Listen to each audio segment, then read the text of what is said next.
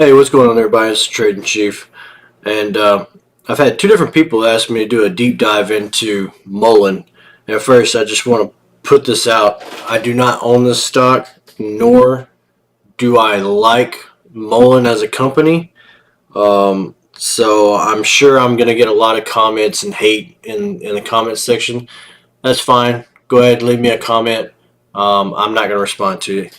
So um, I'm sure I'm gonna make a lot of people not happy, but I'm gonna show you everything that you need to know about this stock at this moment.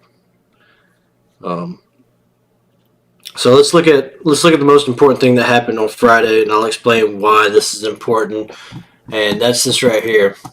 Mullen is short sale restricted for 421. That was Friday. So what does short sale restricted mean? Well, as I always do, I like to show you everything in writing. So I went to Google and I Googled it.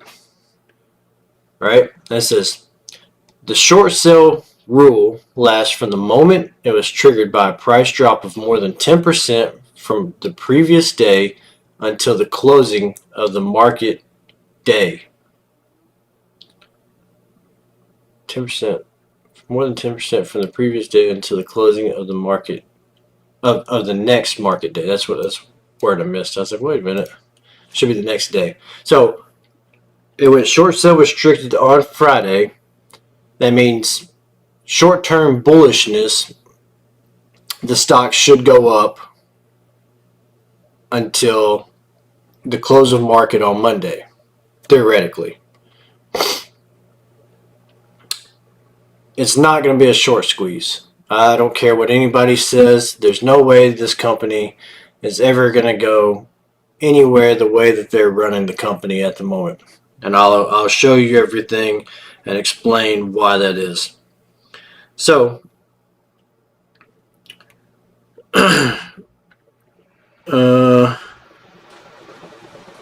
covered that. Oh, and I guess we'll look at the news as to why it ran in the first place. I mean, if you even call this a run, it moved what, from 8 cents to 12 cents. You call that a run, short squeeze? I mean, come on, that's crap, right? So let's look at the news and see what made it actually move. And it was this one right here. This is Mullen Automotive JV technology bumps up EV performance. Test results show. So we'll read this news article, and then I'll show you that it ran off of this news, and then I'll show you the last time that it ran off of its news, and I'll show you the time that it ran before that off of its news. What I'm trying to say is it takes news articles for this stock to move up. So, Mullen Automotive revealed the test results of its recently acquired joint venture technology, which can improve electric vehicles performance by boosting the range by 60 to 70%. Element Materials technology results showed that the energy management module technology significantly increased any EV battery's driving range. A high-volume OEM electric vehicle tested by Element led to an increase in range from 269 to 431 miles. The range boost indicates a 60% improvement in efficiency. EMM technology was also tested on Mullen's Class 1 EV cargo van and showed a 75% increase in range from 42 kilowatt-hour lithium-ion battery packs. The U.S. provisional patent application has been filed covering the technology. The EMM technology is being integrated into the final stages of product development. So there's that news article that caused this little run from 8 cents to just over 213 before pushing back down, right? Don't expect it to continue going up after Monday as SSR falls off. The stock is news heavily dependent for it to spike. And if we take a look at that, you can see it here. That's where the news article came out. And then if we go here, right, on the 31st, let's look at the news article that came out on the 31st to cause the stock to run then. It was this one right here. Yeah, it was this one right here. So Mullen and Rennie Marion deliver first class 1 EV cargo vans to the University of North Carolina at Charlotte. This is EV cargo vans delivered to UNC Charlotte on March 29, 2023, with vehicle orders fulfilled through Randy Marion Automotive, a distributor of Mullen's commercial EVs. Initial order is for 7 vehicles, with subsequent future deliveries expected across UNC's 16 campuses over the next 12 months. So there's your little news article to read up on that one, but that's what caused the spike on the 31st. That's fine. I don't mind spikes off of news.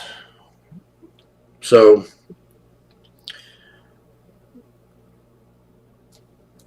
you see, here's where everyone will flame me and say that I'm wrong about the company. It isn't going to go anywhere for a while, and they'll affect the reverse stock split, because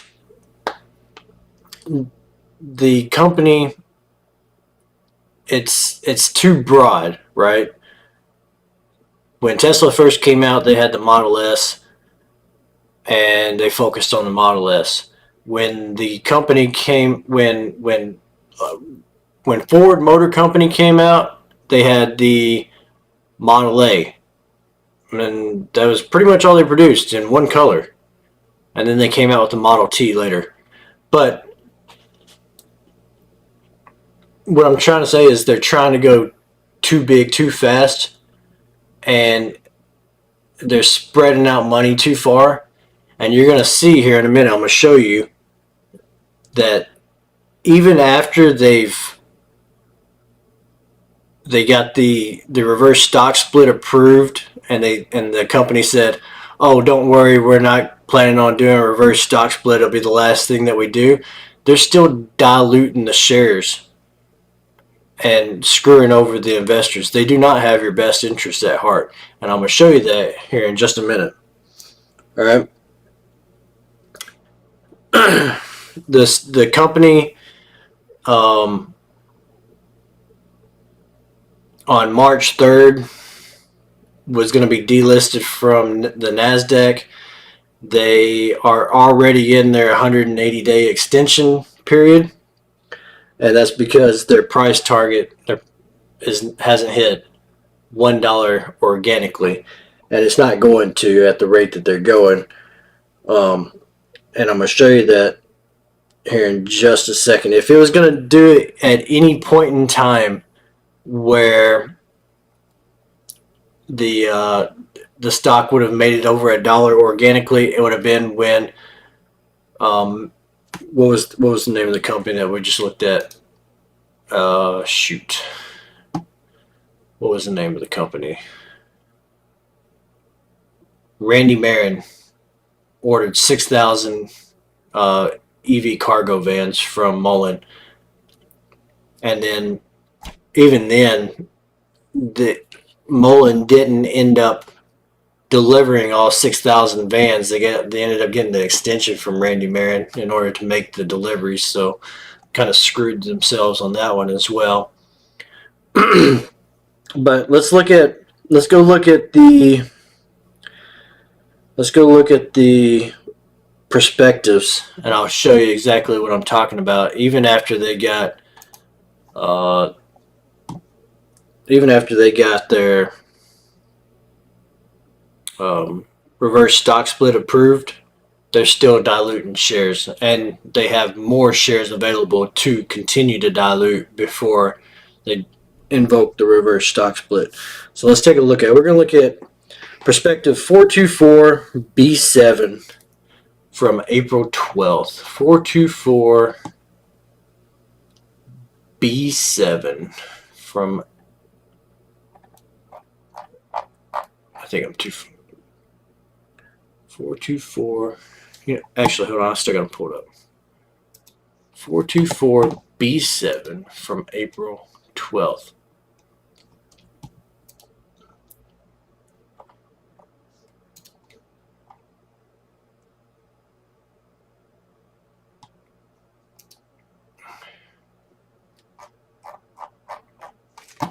So this one is from April 12th, and in this one you have 2,115,000,000 shares of common stock.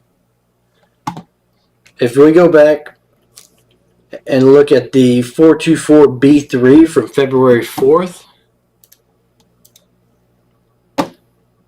February 4th.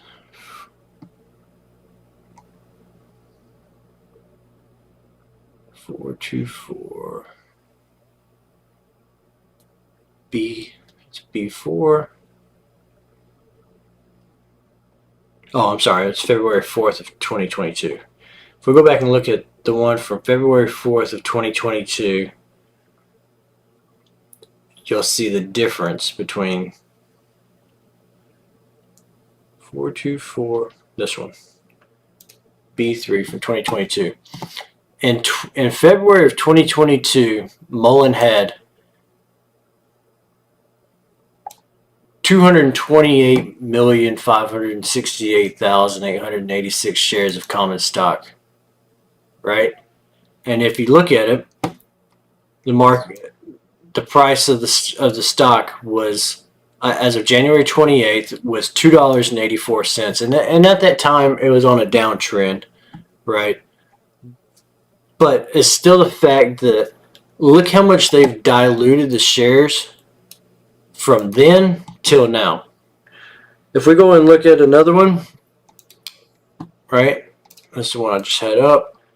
This one is from October 17th. From February to October, they've added,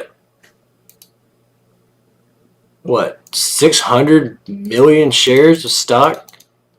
Why? And then from October 17th until February 14th of 2023, they added over a billion shares to their common stock. Why in the world does a company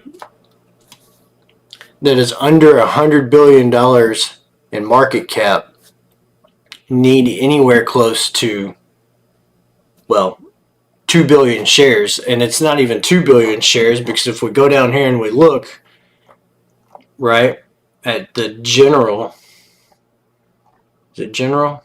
I think it's general. Give me just a second, I'm going to find it. I'll show you.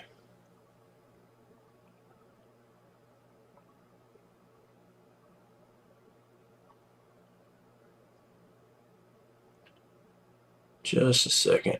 Here's general.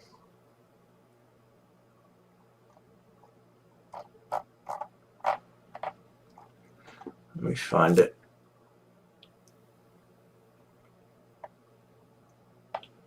I mean, I can tell you, they're able to go up to 5.5 billion shares. And I don't understand why, but they're not going to issue any more shares unless the stock rises above 10 cents.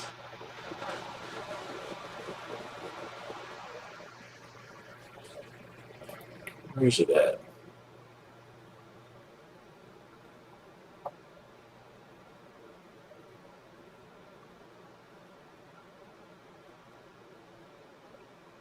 Right here. General. It says, General, we are authorized to issue up to 5,500,000,000 shares of capital stock, including 5 billion shares of common stock and 500 million shares of preferred stock, right? So they can continue to dilute you even further. It says as of April 13th, 2023, we had 3,792,172,595 shares of common stock. And then preferred stock, no shares of B preferred stocks. It says the additional shares of authorized stock available for issuance may be issued at times and under circumstances so as to have a dilutive effect on earnings per share and on the equity ownership of the holders of our common stock. It's literally in writing. Like, I can't make it up. So I don't know why anybody would want to invest in it. I understand the fact that they're diluting the shares so that way that when they do a reverse stock split, the company makes money off of it in order to fund whatever they got going on. But for them to say that they have the best interest of the investors at heart is a bunch of baloney. Because they don't. Everybody's talking about short sellers, short sellers, short sellers, with the company's screwing you over more than anybody else. Like, why are they diluting the shares so much? Why did you have 2,115,000,000 shares of common stock available to a company that's under $1 billion in market cap? Right? To me, this thing just needs to go back down to the OTC market because it's not ready to be on the NASDAQ. Say what you want to say, but I'm showing you hard evidence about the company itself. And until they do the reverse stock split and they start doing mass production for vehicles and having cars on the road, you won't see me touching this thing. So there's that for the people that wanted to know and have a deep dive on it. I don't know if that's exactly what you wanted to hear, or if you wanted like information for a squeeze play or whatever the case is. But you know me, when I do research on stocks, I get into all of the releases and financial paperwork and press conferences and all that other stuff. So yeah, man, that's it. Feel free to leave me some hate comments in the comment section below, and come check us out in the Banking with Billy Discord, I guess. I mean, that's it. Have a good night.